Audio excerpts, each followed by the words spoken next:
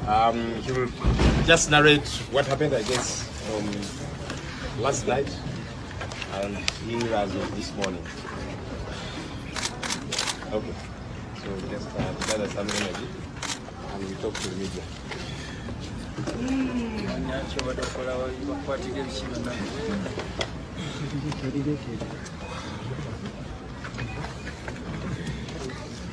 My name is Andrew Natumanya.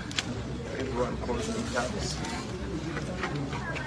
Yeah, I'm the lead photographer for Honorable Chagulanyi. Yeah, so last night at around 8 p.m.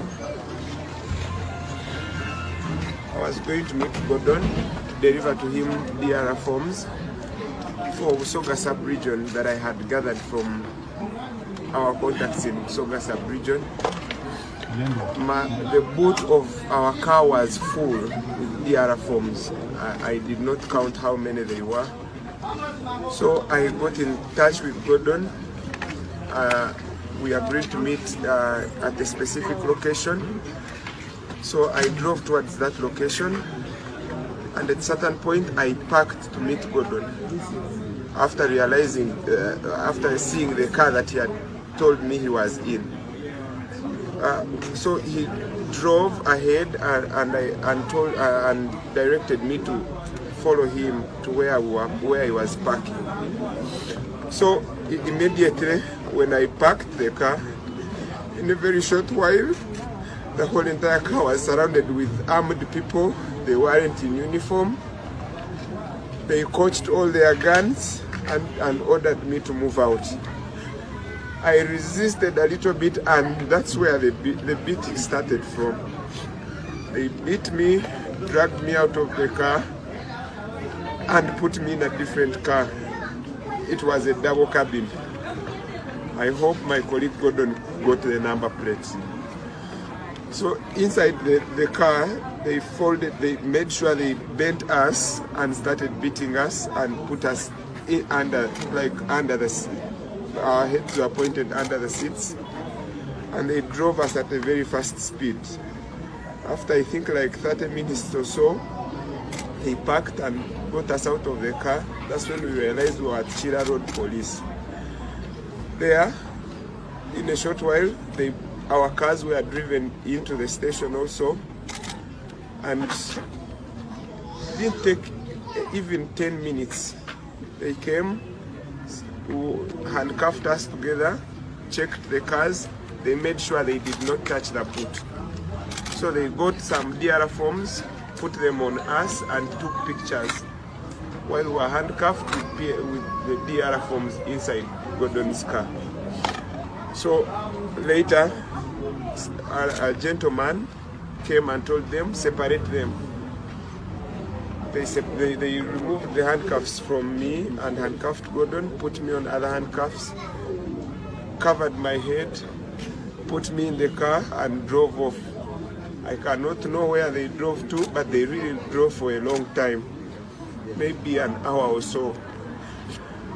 At a certain point they stopped, pulled me out of the car and led me to somewhere I cannot know. There they were really beating me seriously and asking me what I have to discuss with Bobby Wine every time we talk on phone. I told them I don't usually talk to Bobby Wine unless he's calling me that we go and for events or campaigns. And I told them my accreditation was refused, was denied, so I could not film Bobby Wine anymore. But they insisted and said, even today, meaning yesterday, you have been talking to Bobby Wine and the wife. At that point, one of the gentlemen said he's not going to talk.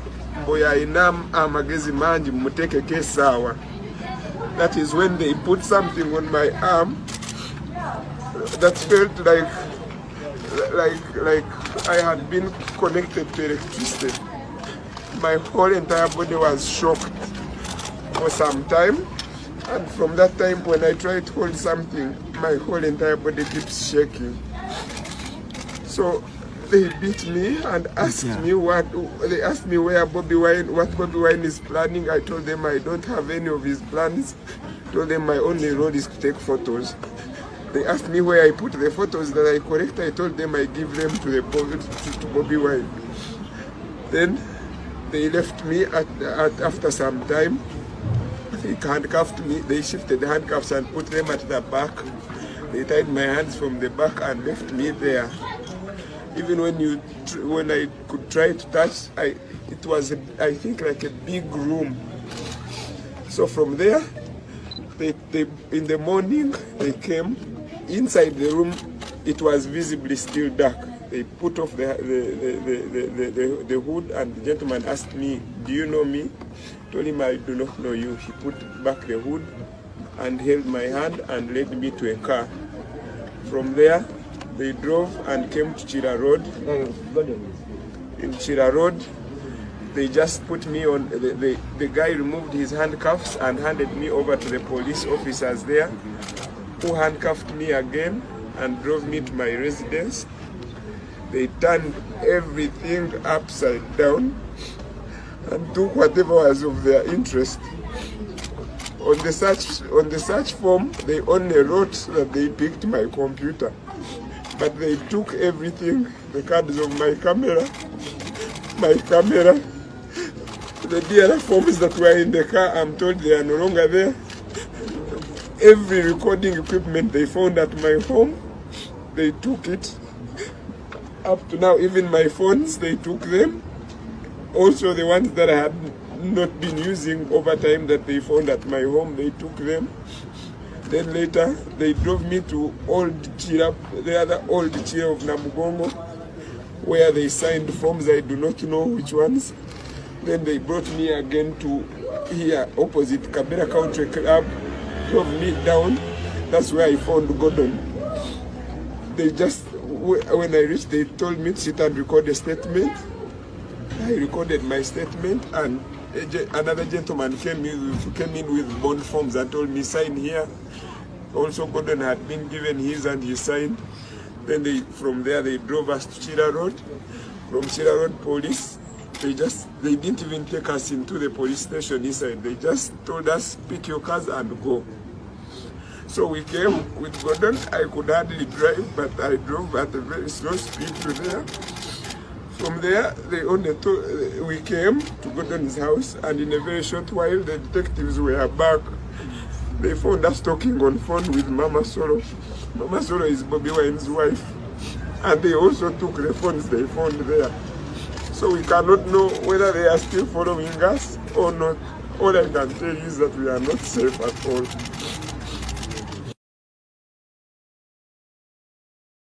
One of our assistants in collecting the DR forms and so on.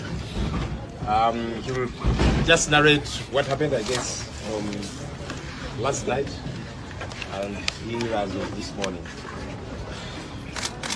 Okay, so just tell us something and we talk to the media.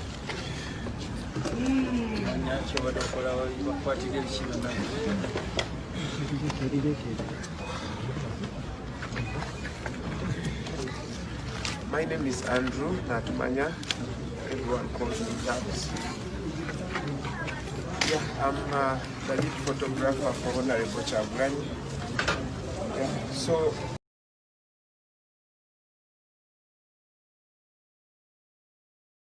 Okay. Hope you can hear me. Yes, ladies and gentlemen, how are you doing today? Now, that is one of our comrades. His name is Tabs Kumapesa, the name that we commonly know him as. He was narrating the story on how the security forces kidnapped him, tortured him, harassed him, shocked him with electricity on his wrists. Then afterwards, they dumped him somewhere. They forced him to take pictures of a certain DR form that they had in their midst, forced him to sign papers that he did not understand that he was signing. All of this done under the influence to make sure that the gentleman complies with whatever they were telling him to do.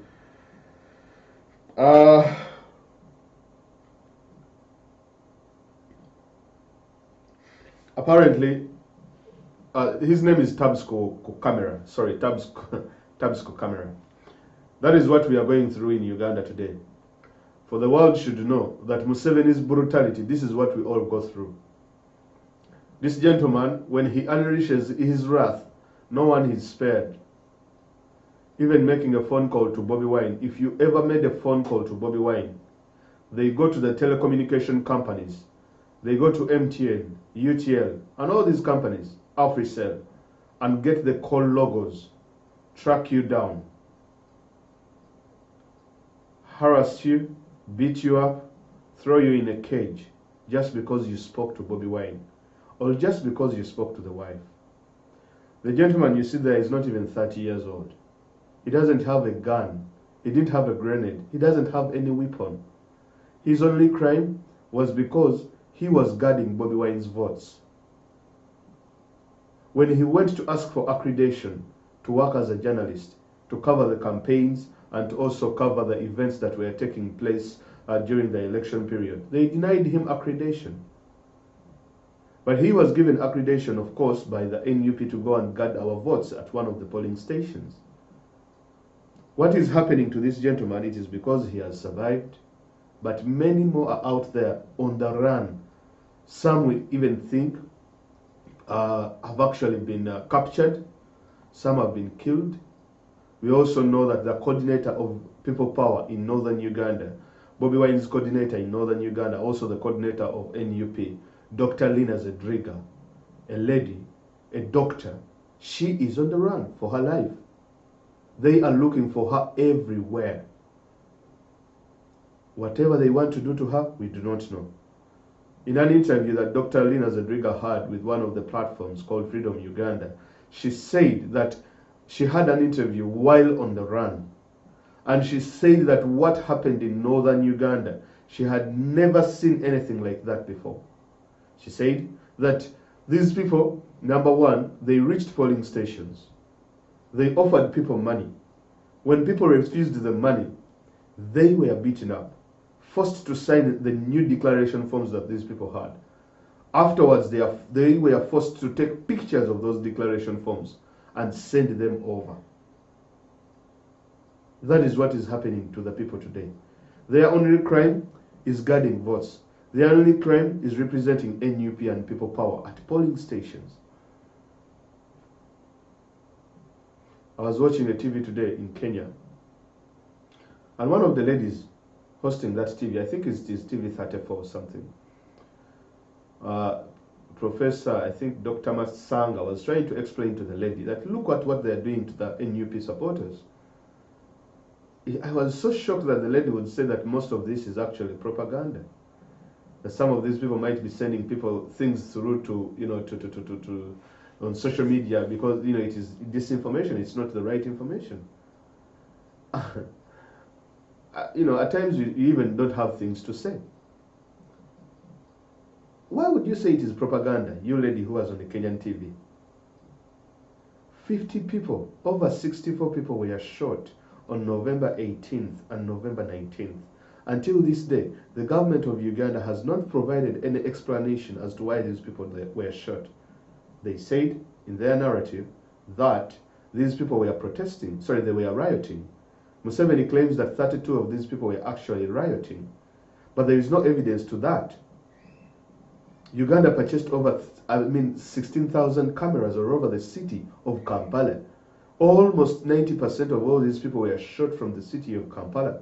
How come we do not see a single camera that shows one of these people rioting and taking away people's stuff? It is not there. So a lady comes out on a Kenyan TV out there and says that these people are spreading propaganda. That's what she says. We are losing lives. People are dying. People are losing lives. That is the truth. And the narrative that the international media and these so-called other medias outside Uganda that they are trying to paint is that Museveni won the election. There was no election. This was not an election. All of a sudden now they are forgetting everything that has happened prior to the election. They are trying to paint a picture that, okay, now we should move on.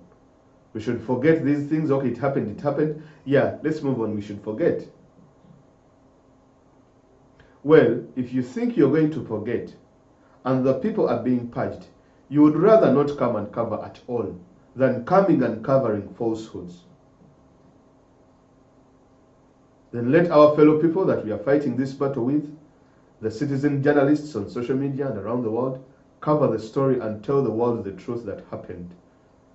That people who were guarding NUP votes are still on the run. We had deployed over 30,000 people to go and protect our votes. And all these people are still on the run. Some of them have even lost their lives. A lady, Dr. Lina Zedriga, she's in her 60s. She's on the run for her life. All that doesn't matter. 30-year-old dictator steamrolls has himself into a 6th term. Just scratching the surface. This is so sad. It is really sad. Because the purge that is happening, it's not only happening to even actually people power supporters. It has happened to the civil society. It is happening to journalists. The gentleman you have just seen in the clip that I've released today, the clip is all over social media, was shocked with something, we do not even know what it is, on his wrists. They put it on his wrists and shocked him with electricity. They are purging people and people are laughing and people are taking it as a joke. You see, some people say that, you know, you always have to wait when this happens in your household and then you can learn, you can actually understand what is actually going on the other side. We would like to thank the public in different countries who have stood with us, people in different countries who have stood with us. Because no one is going to give you, I mean, what these people would have, if people like us or other people who did not, you know, like some people, I was here talking sometime, someone told me, hey, you have to be impartial in your journalism. I told the lad, look here, I'm not a journalist. And if you're looking for impartiality, you're on the wrong platform. You go somewhere else. And I don't give a flying F of what I say, I mean, of what you think of whether I'm impartial or not. There is no impartiality in this thing. When people are getting murdered, people are getting killed, not because they are owning weapons, and not because they are owning, I mean, if they had grenades, if they had weapons, that is different. If they stood up to actually start shooting the government and start shooting police officers, that would be different. These people, their only crime is to protect their votes, and it is constitutional. That is it, nothing else. They haven't killed any police officer, they haven't killed any chairman of the Electoral Commission, nothing to that. And you come to me speaking about impartiality? You come to me speaking that I should be balanced in my... I'm not a journalist. I'm here to give you the facts as they are. Museveni rigged the election. He is looking for legitimacy. The international press is playing into the hands of actually awarding him that same legitimacy. You're not going to accept that to happen. That's not going to happen. People are being murdered. People are being killed. And trust me, where things are going, they're not going to be easy. As we speak right now, it has been said that tomorrow between 9 a.m. and 10 p.m., the internet is likely to be back on. Some of these people are not getting information, of course, because the internet is blocked. The government is looking for everyone who was at a polling station, who was manning every Bobby Wine's polling station. They are checking their phones, they are checking their laptops, they are turning each and everything upside down in their homesteads to see if at all they have anything that can pin them on what was done at these polling stations. There's a scenario that happened in one of the areas in western Uganda. A gentleman came, they chased everyone away, they stuffed ballots while everyone was looking. Whoever had a phone at that station, it was taken away. DR forms were changed at gunpoint. and forced to take pictures of these DR forms at gunpoint. That's what they did. Is that a fair election? Definitely it's not. So they have said tomorrow at roughly between 9 a.m. and 10 a.m., that's what I've heard, that the internet is likely to be back on. But all we know that when the internet gets are open, the amount of evidence and the amount of videos and pictures that are going to surface, my friend, I do not know how these people are going to control that. But we should also understand that they have a plan. The plan is, they have, just like they did initially, whenever they created that so-called GCIC, an outfit that was meant to paint Museveni's image as a paint Museveni as a good leader on social media. They have that that program, so they have recruited so many people such that when they surface on Facebook back again, they are going to be painting Museveni's pictures all over the place, Museveni's narrative all over the place, and forcing People Power supporters to accept the result. That's what we think they are going to be. Definitely, that's what they want to do. Especially on Twitter, especially on Twitter, because on Facebook, they do not have anywhere they can walk around. So what we do is this: we call upon every Ugandan, we call upon everyone who is supporting NUP and People Power and Bobby Wine, who has been supporting our plight, to please look out for those messages. And then either you can report them or you can try to counter them in one way or the other. Because what they are trying to do is to make the world forget about everything that has happened, and then we move on to the next chapter. The problem with that is, if at all we move on to the next chapter and people forget about Uganda, people are going to be killed silently. People are going to be purged silently, and no one is going to know anything that is happening or that is going on in our country. Unfortunately, that is what is going to happen. That is what is going to happen. Some of you have been asking us, what can you do? Well, there are so many things that you can do. There are so many things you can do. I do not have pleasure in saying such things, but at times you are left with no option but to take such measures on. I, for one, I decided and said I would never board the Uganda Airlines. Where will I even be going? I cannot board that airplane again. I've never even boarded it. You might not even have to board it, because the services are very bad. They are very dire. Do not use the Uganda Airlines. There are so many other aircrafts that we can use. Ethiopia is there, Kenya is there, any other. When Museveni was launching the aircraft, while I was speaking to some of my counterparts in Uganda in a show I had earlier on, and I was explaining to them, when Uganda was reviving the national airlines that they bankrupted Museveni, they said that it was dependent on two things. Number one, tourism. Number two, Ugandans. They cited that Uganda was spending $450 million US annually on aircraft travel. Now, if Museveni is counting on us to use his airline, then I think he should find someone else. What I also think is, for everyone out there who is supporting our plight of the Ugandan people, I think you should make Museveni, if you're planning on traveling to Uganda, you travel to Uganda but use a different aircraft. Do not use that aircraft. Because number one, the people of Uganda are not benefiting out of it. Number two, you cannot think that the customers that you are relying on, they are the same customers that you're killing. They are the same customers that you're purging. I do not think that it is moral to support the dictator who is murdering us and killing us, and at the same time giving us our hard-earned money. We shouldn't. If you have been looking to go to Uganda for tourism purposes, you go and use Kenya Airways. Those aircrafts are there. KQ is there and other aircrafts. But just help us do not use the Uganda Airlines. Even if it wasn't this matter, there are so many other reasons as to why you cannot use it. Matters to deal with privacy. Our aircraft does not protect the privacy of its passengers. It does not happen.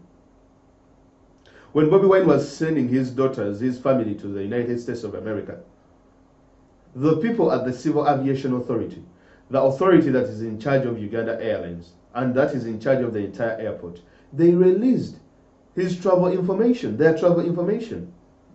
They released their names and the addresses to their destinations. So how could you trust such a system to protect your privacy? How could you do that to people that were fleeing for their lives? Do you want to tell me that if you board Uganda Airlines, these people won't be able to release your travel information, as well as your your destination and addresses? So be very careful. That you can do. Very simple. We also know of very many telecommunication companies that are working with Uganda, that are working with Museveni's government to track down any Bobby Wine supporter. We know these telecommunication companies, and we have provided a lot of money and a lot of business to them. The likes of MTN, the likes of, what do you call those things, UTL, the likes of AfriCell, all those guys, they are all in cahoots with the state.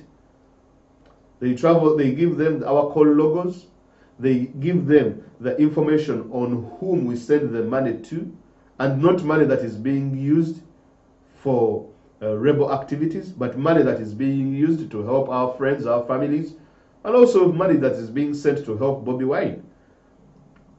Money that is being sent to lawyers. All that money, all that information, these fools, they get it and hand it over to the ISO, the Internal Security Organization.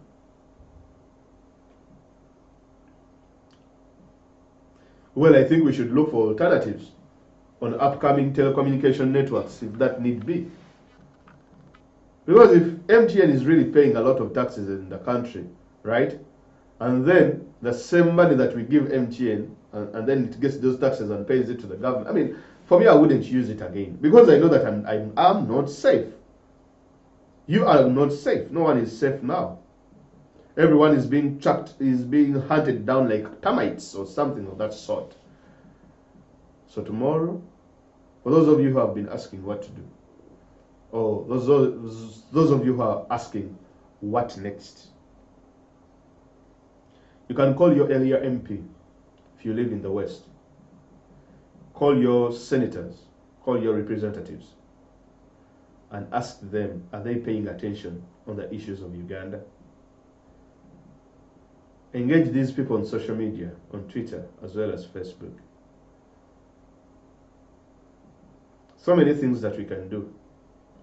So, but those are just a few. Until Bobby Wine is released, because right now he is under arrest.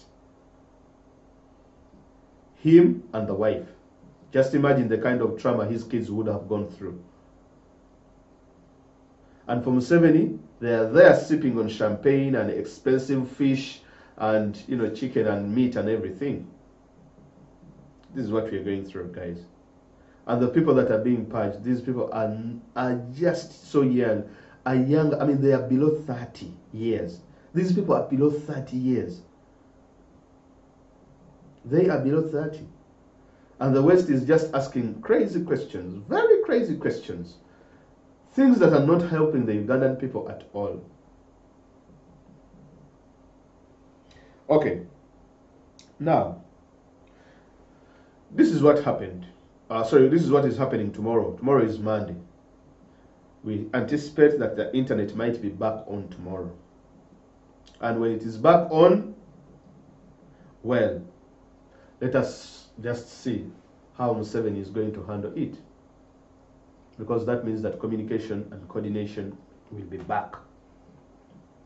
We are waiting to see more information and the stories of people who are on ground and what exactly happened.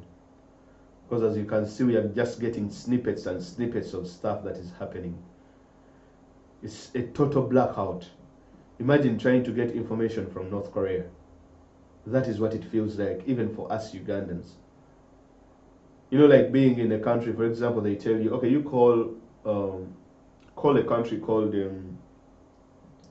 for example, you know, like if you're coming from Uganda, and they tell you, okay, you go to Seychelles and call someone there, and then ask them about the situation in Seychelles. That is what it feels like for us Ugandans, completely cut off from our families. You haven't heard from your mom, your dad, everyone. And hearing from them is really hard. It is so hard. Even for just a phone call, it is hard. They cannot buy airtime. Mobile money services are closed down. Internet down. Bang, none. So you're completely working in the dark for a country that you call your home. A country that we call our home. Because we have nowhere else. Like even if we travel and go to America, you go to Sweden or Canada or Luxembourg and all these other places, at the end of the day, Africa is home. And in Africa, Uganda is home. Or Kenya or Zimbabwe or these other places. That is why we try to keep our identity, which Museveni is actually trying to take away from us. Because he has sent all the youths out of the country, thinking, because this is the trick he did. He sent all the youths out. That's why you find so many Ugandans in Dubai and the Middle East. There are so many Ugandans in Dubai and the Middle East. And most of these Ugandans have had to face rough times working under these Arabs. You know, they work as maids, they work as taxi drivers and stuff, but most of our girls who are working in the Middle East are facing it rough. Some of them have had to commit suicide. Some of them are working in really, really, really terrible conditions. But the government doesn't care about them. Guess who actually sends them out there? Museveni and his family, they own the companies that are exporting girls to the Middle East. Uganda's biggest export after coffee, not even after coffee, Uganda's number one leading export is dictatorship. Number two, brain drain.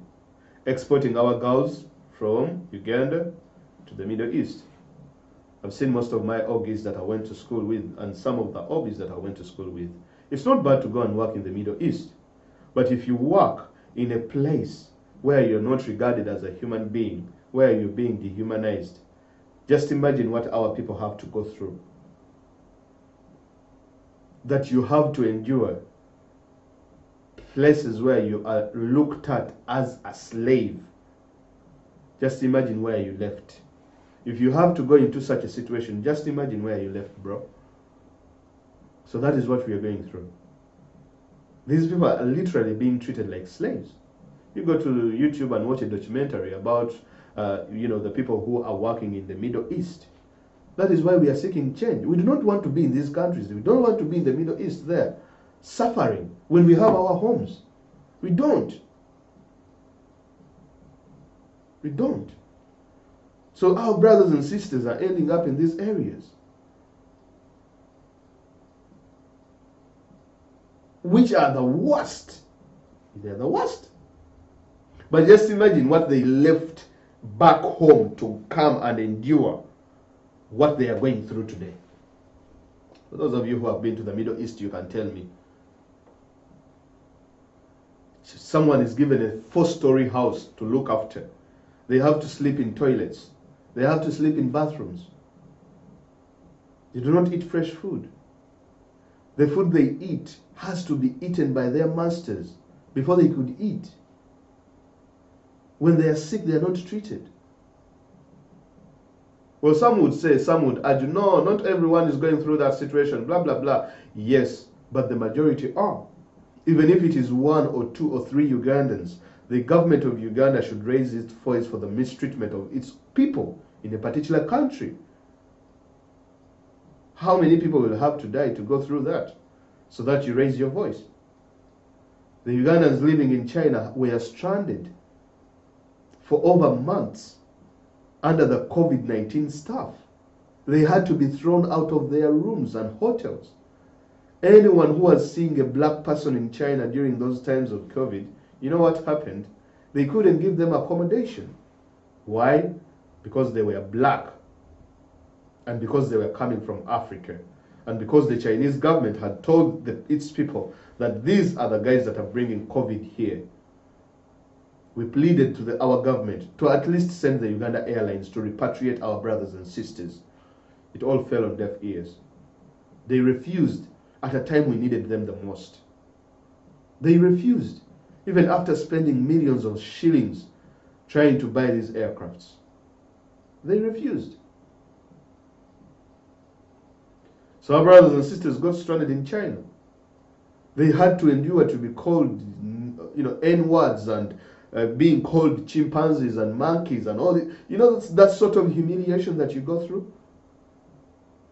You know what it means to be humiliated just because of, that?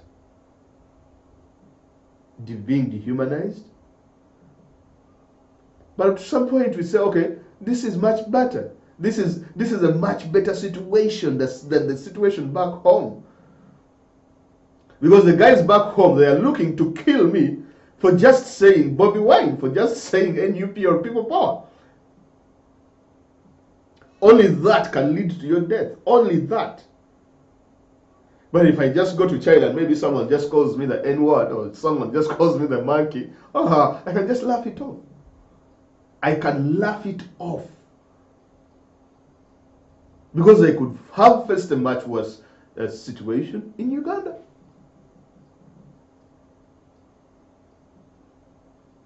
For just wearing red. For just wearing red, you could be thrown in prison for 15 years. I would clean 4 or 5 stories in the Middle East, in Bahrain, in Qatar, in Saudi Arabia. I would go and work for the Arabs. Beat me up, make me sleep in the toilet, make me sleep in the bathroom. And at least pay me a small amount at the end of the year, at the end of the month, than staying back home in dire poverty and being beaten and being arrested and paying the ultimate price of death for for speaking against the government or for supporting Bobby Wine. So those are the options that we have to choose. Those are the options that we have.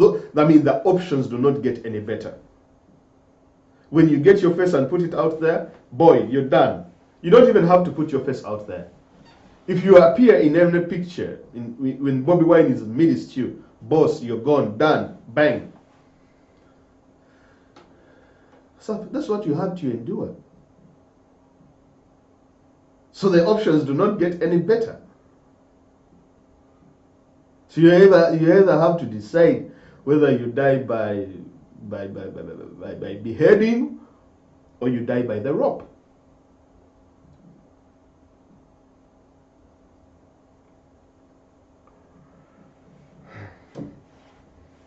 So things are not so easy, especially when the country has potential. The country has potential. Oil discoveries, tourism, youngest population in Africa, most entrepreneurial country in the world. The potential is there. But there is no will by the people who have led this country. It's just all about who do you know in the government. That's it. I was a teacher and I had to teach in over 6 schools to survive. 6. People are deliberately made poor. In Uganda, you are deliberately made poor so that you go and beg Museveni all the time. That's why you see Ugandans all the time going to Museveni and Museveni dishing out sacks of money. Why should we have to live that kind of life in this 21st century? Why? These are the things that we are going through, like, seriously, you know. People who are coming from Uganda, they can agree with me. Some can say, no, I'm lying, blah, blah, blah. The person who would say that I'm lying, you ask him, what is your job? What's your job? Tell me the job that you do. Tell me the job that you do. In Uganda 2 years ago, we had to hire doctors from Cuba to come and treat patients in the country. They were actually paid heavily. And yet we had our own doctors. Our own doctors, they were there. But Cuba had to provide the doctors, and the government, because it was making a lot of money out of it, and out of that initiative, they brought the doctors over. Now, if you speak about that, if you speak that, why would you bring Cuban doctors, yet I'm a qualified doc here? Man, you've just dug your grave. That's the truth. You have just dug your grave. So, at the end of the day, when you think about it, that everyone will die, isn't it? Not even the leaders that are tormenting us, not even these guys that are tormenting the world, tormenting Ugandans, that they will live forever. It's not going to happen. It's not going to happen. So at the end of the day, when you know, you care that, man, I'm not going to make it to 200 years. What, am I Moses or Adam, making it 1,000 years, living for generations? I'm not going to be there, right? So you know that average, okay, 100, if you have really, really, really survived for a very long time. So you see, like, they let you sing. Even singing nowadays is a crime. If you sing, it is a crime. If you do comedy, it's a crime. Comedy is a crime. How are we going to prosper? Comedy? Comedy? Of which the comedy is just because you have annoyed the dictator. So now that one gets you summoned at the CMI, beaten up, and told to stop doing that sort of comedy. So these people now have to think for our creativity. So they have to tell you that, okay, you're not so creative. I think you should be creative in a way where you're promoting Uganda. So how do I promote Uganda? Tell me. What do you mean by promotion? That no, all these issues are issues of Uganda. We should leave them within our boundaries and handle them ourselves. And then afterwards we shall see how to. You see, I saw all these people jubilating. This is what I told people. I told guys, I can never in any one time in my life celebrate a golden medal that has been achieved by a Ugandan under Museveni's government. It can never happen. I cannot. You know what happens? These guys are taken to the state house, given a lot of food and a lot of money, then they are sent out. Then when they get the medals, they come back and praise Museveni.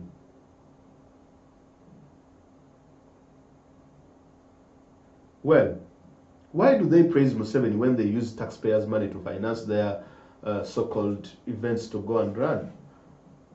Even if you achieve a gold medal and you do not use that status to help your fellow citizens, then that gold medal it is as good as going and maybe what do you call it? Well, you melt it up and then maybe take it to an Indian shop and pawn it and sell it off. Why is it that the people who win all these medals, they are actually living in dire poverty?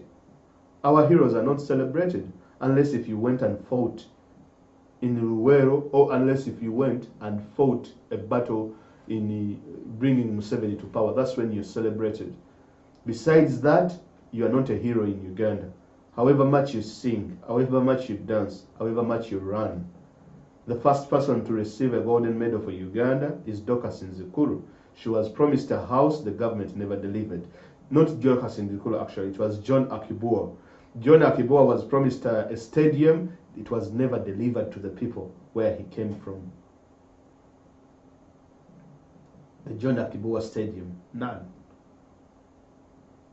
So if at all you have stature in the community and you do not use your status, bro, do not come to me saying that, hey, no, let's put differences aside. Sports should unite us. Well, what have those Kiprotichis and those so-called... first of all, these are the people that torment us. Because they are the soldiers, they are the prison guards, as well as they are the policemen that go out there to run. Then afterwards they get the medals and then they expect us to clap. Congratulations. I do not congratulate anyone. I just wish that we fail the more. the so-called African Cup of Nations, you see, oh, African Cup of Nations, we have qualified. Where are our footballers? What have they said? Where are our footballers? Where are they?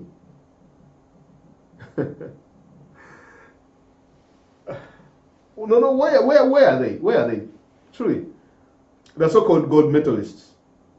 The so-called footballers. Where are they? Well, you know what they said? They say, oh man, if you talk about it, the government will be after you, things will be so bad. Well, won't they be after us? They, of course, after everyone. You do not even have to say anything. They just look at you. They look at you in a bad way, they just, oh, this one is also part of them.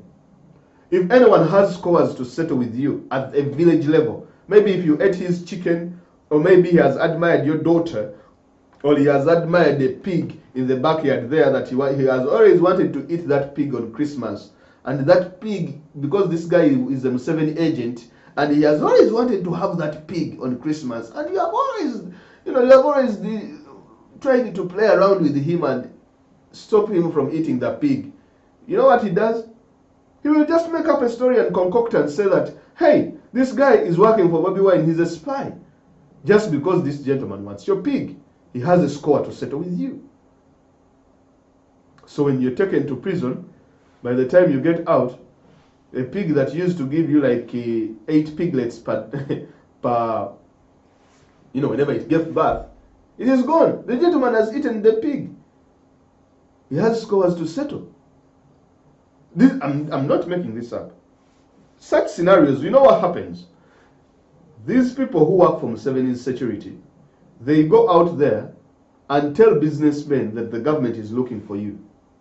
Then they tell these businessmen, you go to Kenya and hide. Or you go to Tanzania and hide, or Rwanda, or Burundi, or these other places, or Congo, and hide for at least 2 months until things cool down. By the time you are in Kenya, Tanzania, these people are already taking away your properties. These are all Museveni's henchmen. But let me tell you that all of this is happening. We have been very silent, very patient with all this kind of stuff happening. Our fathers, grandfathers, and forefathers have been patient with this kind of treatment. We are tired of this kind of treatment. And that is why you see now people are opposing openly.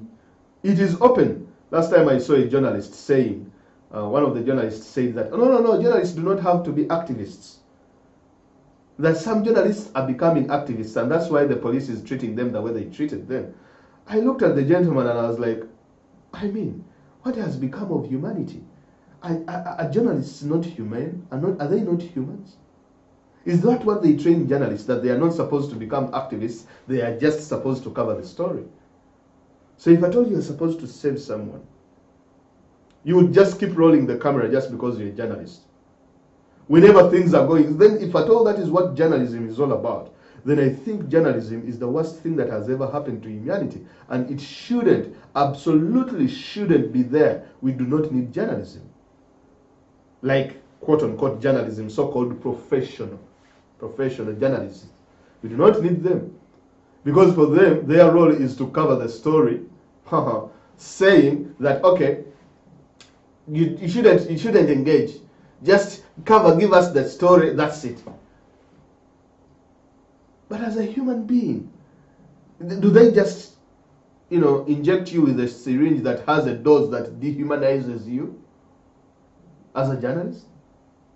So this is how you say, oh, my principles as a journalist, I'm not supposed to be an activist, blah, blah, blah. Bro, look here.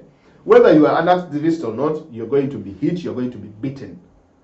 A dictator does not know a journalist who is an activist and who is not. If he is hating all journalists, he hates all journalists. International, local, every sort of journalist. Citizen journalist, whether you have a master's or a PhD and a PhD time was 16, you will be beaten. You have to be humane. You have to be a human being first before being a journalist. So the guy was saying that, no, journalists are standing activists, blah. Look here, I'm professionally trained to be a teacher, right? As teachers, we also have our etiquettes. But still, there is that line that you can cross as a teacher, and then you become a parent. Just because you see a person who is struggling and you have to help them out. But then you find that journalism, I mean, those so-called professional journalists, now they are trying to spin the entire story and the entire narrative that is happening in Uganda. But no, we are doing our job. Absolutely crazy. The journalists are not supposed to be activists. That is how we are trained. Okay, let us go back 15 generations, maybe, like in 1400 BC. We had no journalists. We had no journalists, right? 1400 BC, we had no journalists. So who is that gentleman that came out and said that, okay, this is how journalism is supposed to be practiced? In Uganda, journalists are even afraid to ask Museveni questions. Whenever they go to cover Museveni, they have to ask for transport refund. So technically, he's the one financing them. Like you, so many people so many businesses in Uganda have failed. We have so many TV stations, so many radio stations that are being financed by Museveni. And they are driving his narrative. All radio stations, all TV stations, newspapers, they are using taxpayers' money to make these people run. And then you find a guy saying, no, journalists have turned into activists.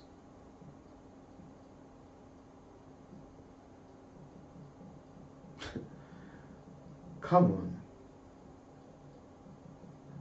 Who created the curriculum for journalism? Who created the etiquettes for journalism? Can't we go back to that point before journalism, that we can say that, look here, okay? Say the thing the way it is.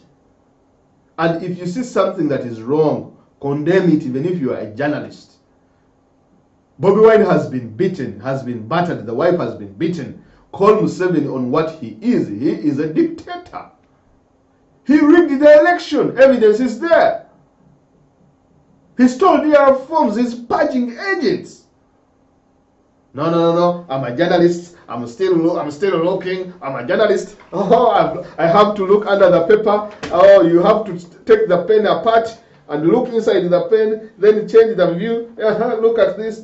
I think Museveni rigged the election, but still, he was legitimately elected. Journalism.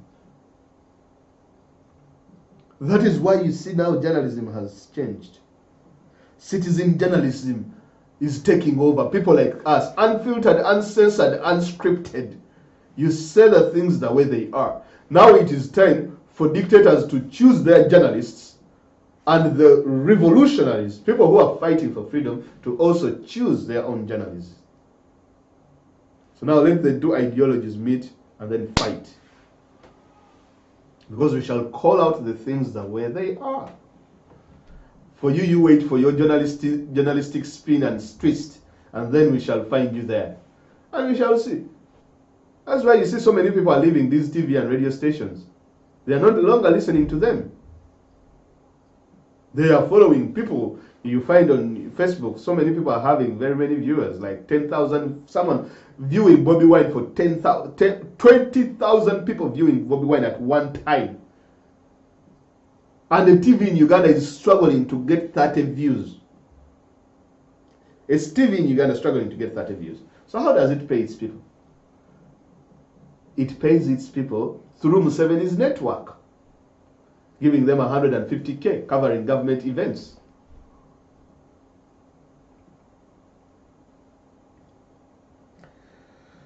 So,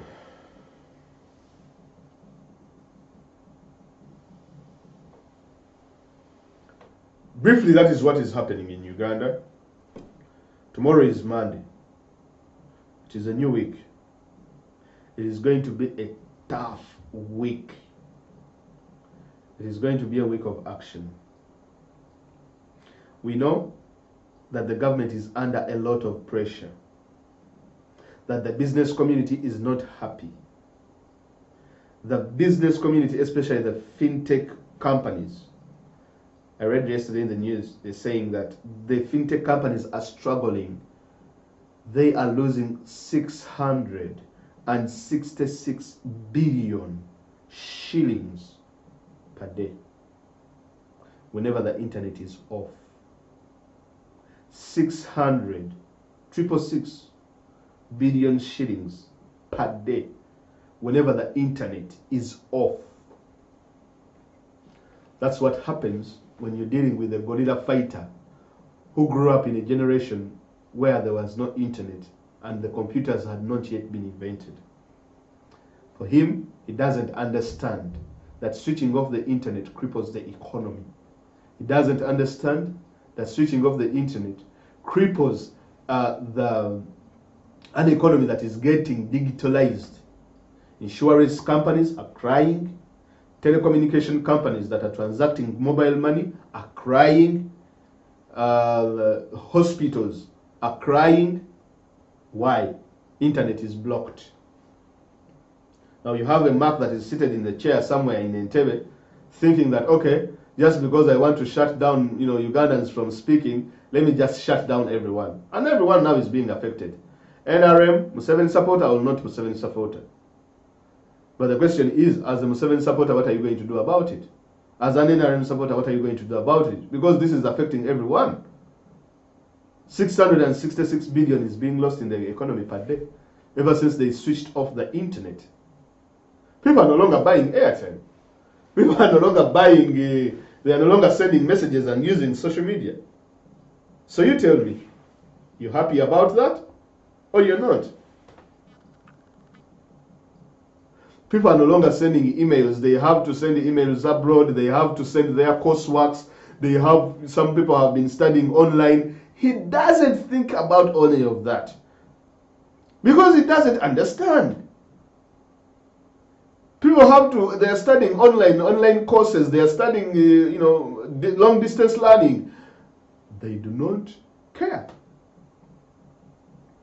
These people don't care. Anyway, Ugandan economy is also a peanut economy. Very small like this. It's just in the hands of a few. For me, if I go back home and I eat my posho and the beans and I sleep, I might not have so much problem.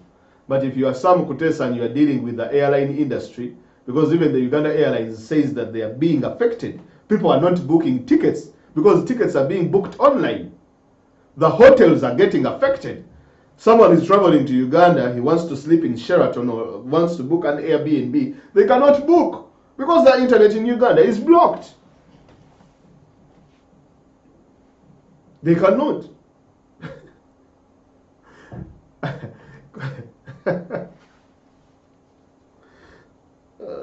So you thought you were hurting Bobby Wine. What exactly you are doing, you are shooting yourself in the foot. So enjoy the music. Ladies and gentlemen, as a wind up, tomorrow the internet is going to be opened up. Okay? But do not forget the reason as to why the internet was turned off. We always have to revisit and understand, why did Museveni switch off the internet? Officially, he says that he switched off the internet because Facebook and Twitter deplatformed some of his people in it, right? Now, that is his official narrative. Let us see if at all, when he opens up the gates of the internet, his people will be brought back again. Now, if they are not brought back again, that is going to be interesting. Because he lied that he is switching it off because his people were being blocked. But the fact of the matter is the reason as to why the internet was switched off is to stop people from communicating, to also control the election and steal elections and things of that sort. That's why. So, ladies and gentlemen, tomorrow we expect the internet to be back on between 9 a.m. and 10 a.m. That is what we think, but it might not be possible. So everyone be on high alert. Shall come back here tomorrow, give you an update on what has happened in the country. Perhaps maybe tomorrow I'll also take some phone calls, especially with people who are in Uganda that witnessed what went on, especially when Uganda was in the dark from the rest of the world. Thank you very much for listening to me today. And whatever updates you have got here, please try to share with your friends and let the entire world know what is going on in the country. People are silently being purged. People are being hunted like porcupines all over the place. If they do not catch you in a distance, if they do not catch you in a short distance, like if you're not near them and they catch you, you're likely to be killed, shot at. People are being made to sign DR forms on gunpoint. Reports are coming out, people are losing their loved ones. And they have never heard from them again ever since they were taken. The ones that are being returned to the people, they are unrecognizable. They are beaten to the pulp. They are shocked with electricity everywhere that you can imagine on anyone's body parts. And they do not discriminate whether male or female. They use these sorts of torture techniques on everyone, shocking them with electricity, using wild animals to bite people. This is what you call guys in Uganda. Tell me what you call a mamba in English. What do you call a mamba in English? There are reports of the government of Uganda using that animal called a mamba to bite people and scare people and tease people in order to get confessions out of them through Museveni's secret security agencies, the SFC, CMY, as well as ISO.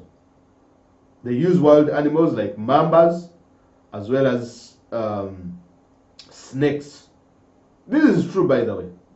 And then beat you up. They pour water on you and whoop you with beat you up on bare skin until the skin starts to get off. You wait, when these people come back, they will be unrecognizable. Some of us will know these things, but Museveni's time Museveni's time in power is now numbered. Have a good evening or a good night wherever you are, and bye bye.